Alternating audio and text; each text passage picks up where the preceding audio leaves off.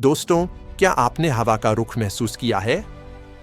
एक समय था जब दुनिया भारत को एक स्लीपिंग जायंट कहती थी, एक ऐसा हाथी जो धीरे चलता था और फैसले लेने में डरता था। लेकिन आज वो हाथी एक एग्रेसिव शेर बन चुका है।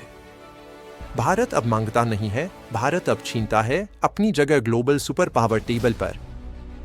हम 5वीं सबसे बड़ी इकोनॉमी बन चुके हैं और डिफेंस में हमारी मिसाइलों से दुश्मन थर-थर कांपते हैं। लेकिन एक असली सुपर पावर बनने के लिए और $10 ट्रिलियन की इकोनॉमी बनने के लिए सिर्फ बॉर्डर पर टैंक नहीं चाहिए होते, बल्कि देश के अंदर कंक्रीट की नसों में दौड़ता हुआ विकास चाहिए होता है। टारगेट क्लियर है, $10 ट्रिलियन इकोनॉमी, और ये सपना अब हवा में नहीं है बल्कि जमीन पर उतर चुका है। आज हम बात करेंगे उन 10 मेगा प्रोजेक्ट्स की जो दुनिया को डरा रही हैं और भारत को एक नई उड़ान दे रही हैं। ये वो प्रोजेक्ट्स हैं जो सिर्फ प्लानिंग में नहीं बल्कि एग्जीक्यूशन में है। सबसे पहले हम बात करेंगे भारत की रीढ़ की हड्डी बनने वाले प्रोजेक्ट की, जो है दिल्ली मुंबई एक्सप्रेसवे। सोचिए, देश की राजधानी दिल्ली से देश की इकोनॉमिक कैपिटल मुंबई तक का सफर, जो पहले 24 घंटे और ट्रक्स के लिए 48 घंटे लेता था, वो अब कट कर सिर्फ 12 घंटे रह जाएगा। ये दुनिया का सबसे लंबा एक्सप्रेसवे बन रहा है, जिसकी लंबाई लगभग 1386 किलोमीटर है। इसका स्केल इतना बड़ा है कि इसमें जर्मनी और जापान की पूरी रोड नेटवर्क स्ट्रेटेजी को पीछे छोड़ दिया गया है। इसकी लागत 1 लाख करोड़ रुपए से भी ज्यादा है। लेकिन ये सिर्फ एक रोड नहीं है दोस्तों, ये एक इकोनॉमिक कॉरिडोर है। इसके दोनों तरफ नए शहर बसेंगे, लॉजिस्टिक्स पार्क्स बनेंगे और इंडस्ट्रियल हब्स खड़े होंगे। चीन आज तक इसलिए आगे था क्योंकि उनकी सप्लाई चेन स्पीड तेज थी, लेकिन इस एक्सप्रेसवे के आने से भारत की लॉजिस्टिक्स कॉस्ट ड्रिल लेवल पर गिर जाएगी। हमारा सामान फैक्ट्री से पोर्ट तक डबल स्पीड में पहुंचेगा। 2025 तक ये पूरी तरह ऑपरेशनल होगा और तब दुनिया देखेगी कि नया भारत किस स्पीड से दौड़ता है। दूसरे नंबर पर वो प्रोजेक्ट है जिसने इंजीनियरिंग की दुनिया में भारत का लोहा मनवाया है, और वो है चिनाब रेलवे ब्रिज। अगर किसी को लगता है कि भारत इंजीनियरिंग में पीछे है, तो उन्हें जम्मू कश्मीर के रियासी जिले में भेजिए। वहां हमने वो कर दिखाया जो इंसानी इतिहास में कभी नहीं हुआ। हमने बनाया है दुनिया का सबसे ऊंचा रेलवे ब्रिज। नदी के तल से इसकी ऊंचाई 359 मीटर्स है। अगर आप पेरिस का एफिल टावर उठाकर इसके नीचे रख दें, तो भी ऊपर 35 मीटर्स जगह बच जाएगी। ये प्रोजेक्ट सिर्फ टूरिस्ट्स के लिए नहीं है, बल्कि ये कश्मीर को भारत से परमानेंट जोड़ता है। पहले बर्फबारी में रास्ते बंद हो जाते थे और दुश्मन हमारी कनेक्टिविटी का फायदा उठाने की सोचते थे। लेकिन अब चाहे बारिश हो, बर्फ हो या आंधी हो, इंडियन आर्मी की ट्रेन सीधे बॉर्डर तक पहुंचेगी कुछ ही घंटों में। इसमें वो स्टील लगा है जो ब्लास्ट प्रूफ है। दुश्मन अगर बम भी मार दे, तो भी ये ब्रिज खड़ा रहेगा। ये है भारत का डिटर्मिनेशन कि हम पहाड़ों का सीना चीरकर रास्ता बनाते हैं। तीसरा प्रोजेक्ट वो है जो सीधा लंदन, सिंगापुर और दुबई के धंधे पर चोट करेगा, और वो है गिफ्ट सिटी यानी Gujarat international finance tech city. दुनिया का पैसा कहाँ घूमता है? न्यूयॉर्क, लंदन, सिंगापुर और दुबई में, क्योंकि वहाँ टैक्स लॉज आसान है और वहाँ इंफ्रास्ट्रक्चर वर्ल्ड क्लास है। भारत का टैलेंट वहाँ जाता था और भारत का पैसा वहाँ इन्वेस्ट होता था। लेकिन मोदी सरकार ने कहा, बस बहुत हुआ, हम अपना खुद का सिंगापुर बनाएंगे। ये है गिफ्ट सिटी, भारत का पहला स्मार्ट सिटी जो एक इंटरनेशनल फाइनेंशियल सर्विसेज सेंटर है। यहाँ भारत के आम कानून नहीं, बल्कि इंटरनेशनल बिजनेस लॉज चलते हैं। आज Google, bank of America, JP Morgan और दुनिया के बड़े बड़े इन्वेस्टर्स यहाँ ऑफिस खोल रहे हैं। जो ट्रेडिंग पहले दुबई या सिंगापुर में होती थी, वो अब गांधीनगर में हो रही है। इसका मकसद इंडिया के ब्रेन ड्रेन को रोकना और ग्लोबल कैपिटल को इंडिया में खींचकर लाना है।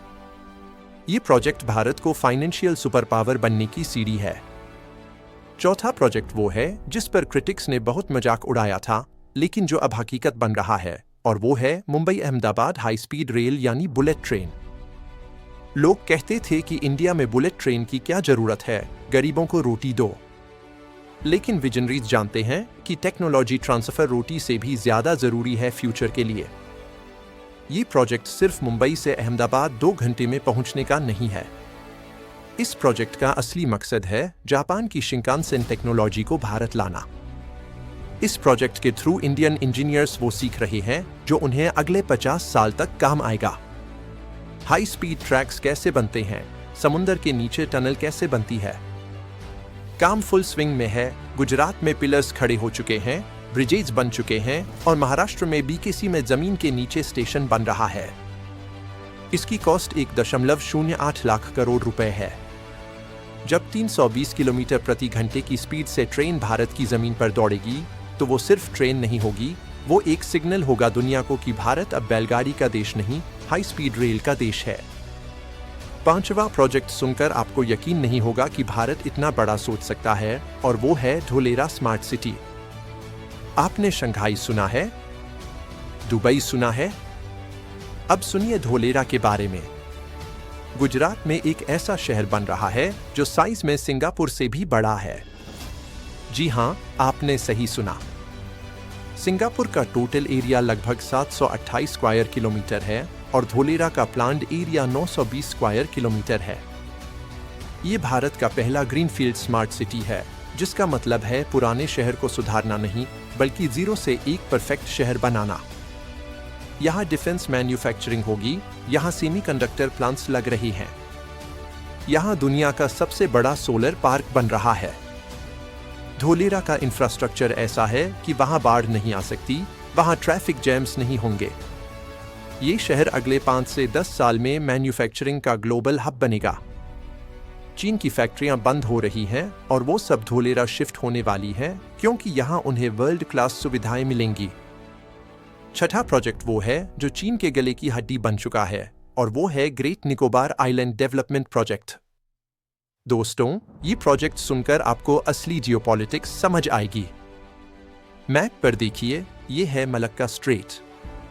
चीन का 80% तेल और ट्रेड इसी रास्ते से होकर जाता है, और ठीक इसके मुंह पर बैठा है भारत का अंडमान और निकोबार आइलैंड्स। अब तक हमने इसका फायदा नहीं उठाया था, लेकिन अब गेम चेंज हो रहा है। सरकार ने 72,000 करोड़ रुपए का प्रोजेक्ट अप्रूव किया है ग्रेट निकोबार के लिए। यहाँ क्या बनेगा? एक मैसिव इंटरनेशनल ट्रांसशिपमेंट टर्मिनल, एक नया इंटरनेशनल एयरपोर्ट और एक स्मार्ट सिटी। दुनिया डरी हुई क्यों है? क्योंकि अब इंडिया डिसाइड करेगा कि मलक्का स्ट्रेट में कौन आएगा और कौन जाएगा।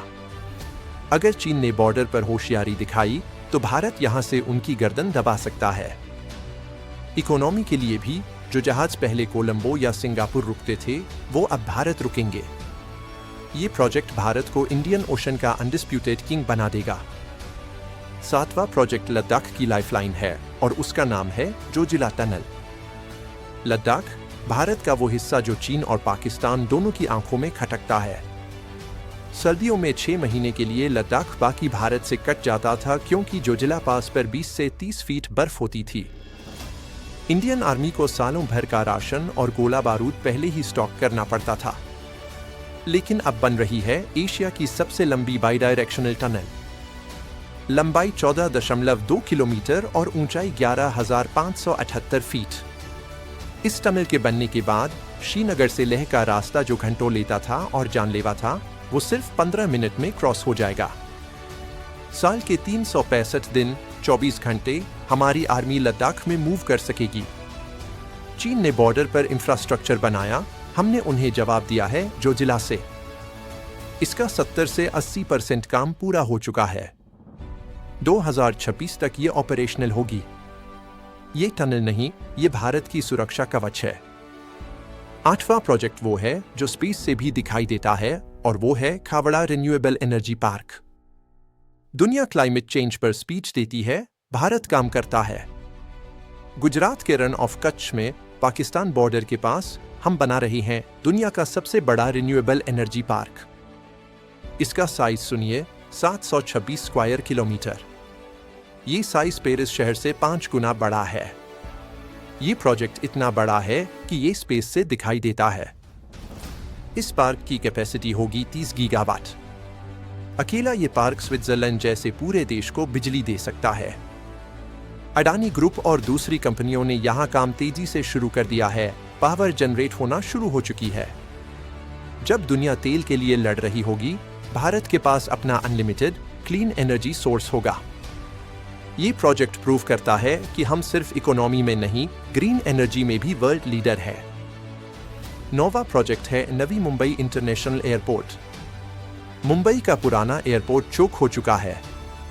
ट्रैफिक इतना है कि फ्लाइट लैंड करने के लिए हवा में घूमना पड़ता है। इसका जवाब नवी मुंबई इंटरनेशनल एयरपोर्ट। ये सिर्फ एक एयरपोर्ट नहीं, एक पूरा एरोसिटी है। इसका डिजाइन देखिए, लोटस के फूल जैसा, जो भारत का नेशनल फ्लावर है। कैपेसिटी शुरुआत में 2 करोड़ पैसेंजर्स और फाइनल फेज में 9 करोड़ पैसेंजर्स प्रति वर्ष। ये हीथ्रो और दुबई एयरपोर्ट्स को टक्कर देगा। पहला फेज अगले साल में स्टार्ट होने वाला है। इसके आने से मुंबई, पुणे और पूरे वेस्टर्न इंडिया की इकोनॉमी को जो बूस्ट मिलेगा वो अनइमेजिनेबल है। बिजनेस, टूरिज्म और कार्गो सब कुछ एक्सप्लोड होने वाला है ग्रोथ के मामले में। 10वां और आखिरी प्रोजेक्ट वो है जो इन सब प्रोजेक्ट्स को जोड़ता है, और वो है भारतमाला और सागरमाला। आखिर में इन सब प्रोजेक्ट्स को जोड़ता कौन है? भारतमाला, जिसके अंडर 35,000 किलोमीटर से ज्यादा हाईवेज बन रहे हैं। बॉर्डर रोड्स बन रही हैं ताकि आर्मी जल्दी मूव करे। सागरमाला, जिसके अंडर हमारे 7,500 किलोमीटर लंबे कोस्ट लाइन पर नए पोर्ट्स बन रही हैं। ये प्रोजेक्ट भारत को मैन्युफैक्चरिंग हब बनने के लिए जरूरी है। मेक इन इंडिया तभी सफल होगा जब सामान बनने के बाद जल्दी से पोर्ट तक पहुंचे और दुनिया में एक्सपोर्ट हो। ये दोनों प्रोजेक्ट्स मिलकर भारत की जीडीपी में 2 से 3% का डायरेक्ट जंप लाएंगे। ये इंफ्रास्ट्रक्चर का वो नेटवर्क है जो अगले 100 सालों तक भारत की सेवा करेगा। तो दोस्तों, ये 10 प्रोजेक्ट्स कोई सपना नहीं है, ये आज की हकीकत है। इन प्रोजेक्ट्स की टोटल कॉस्ट $500 बिलियन से भी ज्यादा है। इतना पैसा, इतनी मेहनत, इतनी इंजीनियरिंग, सिर्फ इसलिए ताकि आने वाली जनरेशन को एक कमजोर भारत न मिले। उन्हें एक ऐसा भारत मिले जो सुपर पावर हो, जो किसी के आगे झुके नहीं बल्कि दुनिया को लीड करे। दुनिया डर रही है क्योंकि उन्हें दिख रहा है India is not just rising, India has arrived. चीन की नींद उड़ी हुई है, वेस्टर्न कंट्रीज हैरान है। लेकिन हम रुकेंगे नहीं। 5 ट्रिलियन तो बस एक पड़ाव है, मंजिल 10 ट्रिलियन है। अगर आपको भी इस नए भारत पर गर्व है तो कमेंट सेक्शन में जय हिंद लिखे बिना मत जाना। इस वीडियो को हर भारतीय के साथ शेयर करो ताकि उन्हें पता चले कि उनका देश क्या कर रहा है।